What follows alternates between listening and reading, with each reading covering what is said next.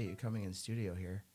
Um, as we know, Craig Whitehead is a candidate for the Lethbridge Public School Board, and perhaps the only candidate that has experience in another district on a school board. Do you want to kind of introduce yourself and Sure. go from there? Yep. Uh, I started teaching in 1990 in Livingston Range School Division, and I taught for 24 and a half years. Um, I taught all the grades, from 1 to 12. Uh, while I was in Livingston Range, I also did we had a Leader in Me school, which is a Stephen Covey event. Yeah, I've read the book, The Leader in Me. Yeah.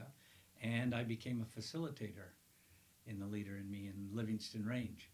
After retiring, we were living in Pitcher Butte, and there was a vacancy just after 1 year in 2015. So I got myself nominated and got put on the Palliser School Board from 2015 to just about the end of 2017. And then from then you decided to move into Lethbridge? Yeah. Yeah, I wasn't on the school board after 2017, so we decided to move back to Lethbridge. Okay. Does the Palliser School District have, is it every 4 years? Yeah, it's the same as everybody It's the same else, as everybody. every 4 years.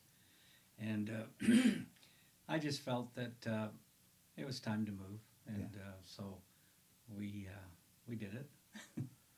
Well, welcome to Lethbridge. I mean, that you obviously did that a few years ago, and you know, I think it'd be great if you got elected to the school board. Now, a quick question for you.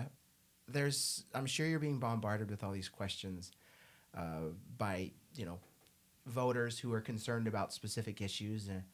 What is the number one question that you get? Curriculum. Curriculum. And the unfortunate thing as a teacher is that no curriculum is perfect. Okay. The NDP were working on a curriculum that was not perfect. The UCP have developed a curriculum that's not perfect. And in my response to that, I've basically said that social studies part of the curriculum is taking kids into an area where they just don't understand it. And they don't need to understand it as youth because they're in grade 1, 2, and 3.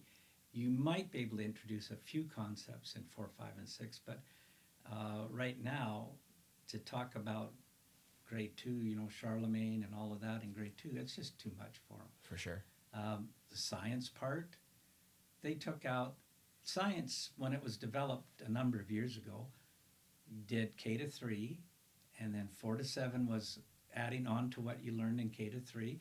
Then 8 to 10 added on to 7 to 9 added on to that, and then 10, 11, and 12.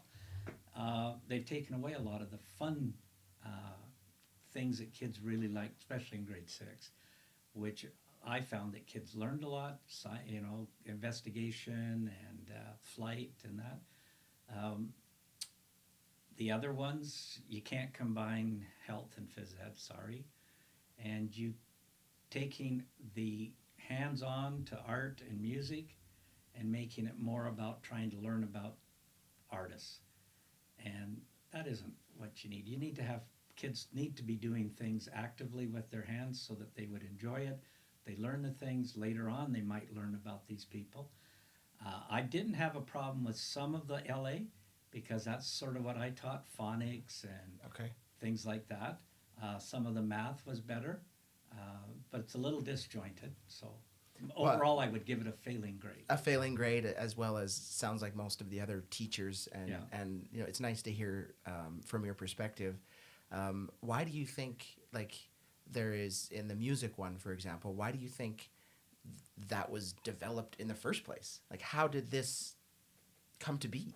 I think that from what I could gather in my research, they took a curriculum, a lot of it from West Virginia, a lot of it from the States, and I think you have a group of politicians in power right now that think the United States is better. Okay. A right-wing a right-wing bent to everything, and that's sort of sometimes a classic education in a private school also. Okay. Yeah, it just seems like there's so many, from what I've read, it just seems like there's so many weird things that have been, you need to teach, this great tour about the Ku Klux Klan, and it just seems like it's, how is this even possible that this is written in a government document? Well, and the other thing that I noticed is that they're using the United States curriculum to talk about residential schools, and they're not even talking about Canada and Indigenous people in Canada. They're using United States. Wow. Well, it's so basically, do you think that this curriculum, which is obviously a draft curriculum, there's lots of people saying that nope, Kenny's pushing it through no matter what. What are your thoughts in regards to that? Well, unfortunately, they have the majority, and if they so choose, they can do it. I think the only alternative that we have is that as school boards, we need to band together with the other school boards at ASBA and be a strong, united voice that there's some concerns. Now, just so there was a professor that was honored by the ATA for his work in literacy and in for kids learning how to read, and last year he came out in favor of the LA curriculum. So I look at that and say, well, that's not too bad. But I also kind of used some of those things because some of the new curriculum that we had been using in math and that, the kids weren't getting the basics. Mm-hmm. And you've got to, I'm a strong believer, especially in the younger grades for math and LA, that you've got to have some rote memorization. Mm-hmm. And it's through rote memorization that you become creative because you don't have to think about So explain rope memorization. That's learning the times tables, basically. Okay. So that you don't have to use a calculator. So we have that program here in my it's that what's that math? It's the math program. It's it's one that you can go to class. It's can't remember. I can't either, but it's on the tip of my tongue. I can't believe I can't think I of know it right that now. the math that I was teaching at the end in my schools, a lot of kids didn't understand it. Yeah. And not only that, but they don't have enough time to review. If you get a child that knows it and can do it, well then he doesn't have to do as much, but he can also help his friends. And I think that's what we need. And those that struggle a little bit, they do it till they get it, so that they become successful. Right on. So the curriculum needs some serious adjustments. Yeah. But no curriculum is going to be perfect That's right. As is usual. Next question. I might just put on as far as curriculum. What has happened over the years, and I started teaching in 1990, is that there have been some society problems. And so then people, the ATA, school boards, and the government decide that they need to teach it in the schools. We have so many extras that we're teaching that a lot of the time we don't get enough time to teach what I would call the basics. Uh-huh. There are things that should be taught by the parents in every home and not by the education system. Okay. And that you can argue, well, but what happens if they don't teach them? Well, that's that family's problem. But we really need to start bringing back stuff to let parents teach. So there's a movement, to sum what you're saying, there's a movement to start relying on, too much reliant on the government to raise their kids rather than focusing more on inside the house. Is that what you're saying? Exactly. Absolutely. Yeah, and that's been going on for 20 to 30 years. Wow. Well, that's a very good insight. Next question for you. In Lethbridge, the school board has had 5 out of 7 have been former teachers and administrators that have been on the board since 2007. What do you think is the optimal ratio of former teachers and administrators like yourself and parents from the community? I think that out of a trustee group of 7, Okay. a couple of teachers. Okay.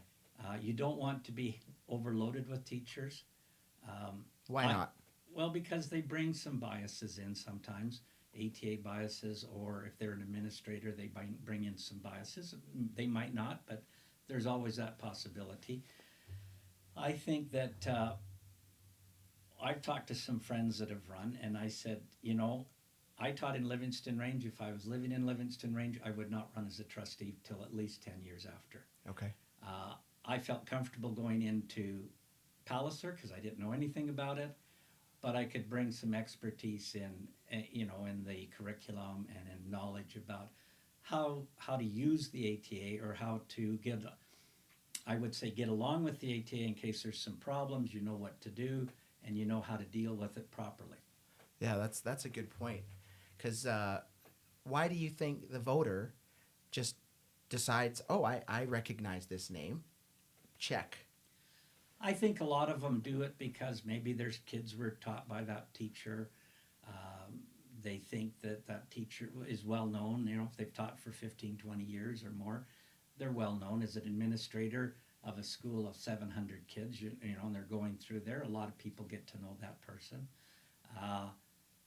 I think that you know, one of the problems is that in municipal elections, education does not take a high priority in the overall municipal elections, and therefore, you know, it's hard to get your It's message. kind of a name recognition. Yeah, and the thing, same eh? happens with counselors. And For that sure. too. But no, you've definitely given the viewer something to think about with all of your experience and insight, and how you've broken down the curriculum, and how you've broken down the proper ratio, in your opinion, of former teachers and administrators versus parents from the community. I really appreciate you coming on today. Is there anything that you want to say before we finish? Yeah, I just like to say that, you know, kids are important, and you hope that as the school board makes decisions, that they make decisions that help every student achieve to the best of their ability. But school boards are about governance, and that's something that people sometimes forget. And we're behind in Lethbridge Public has 166 policies. Most school boards have gone to 20 to 25, and then procedures that fit the policies. One is done by the board policies. Procedures are done by the central office with approval from the board. I think that you cannot make decisions as a board if one of the groups is not going to be affected negatively. For instance, you don't want to make a decision that's going to affect children negatively. You don't want to make a decision that's going to affect parents of children negatively. You want to be able to make decisions so that teachers feel welcome and respected in their division, and their voices is heard. Always realizing that sometimes you can't give everything to them. And you've got to recognize that the public, they're the ones that pay their taxes to the government, and the government runs the business. And that we're never going to have enough money to run school boards. Mm-hmm. School boards have to become entrepreneurial, and they have to figure out ways to increase their money so that they can offer programs that will help every child reach their potential. I love that. I really appreciate your extreme expertise in this, and your ability to articulate how voters should and why voters should really think about who they're voting for in the school board. Yeah. Thank you for your time.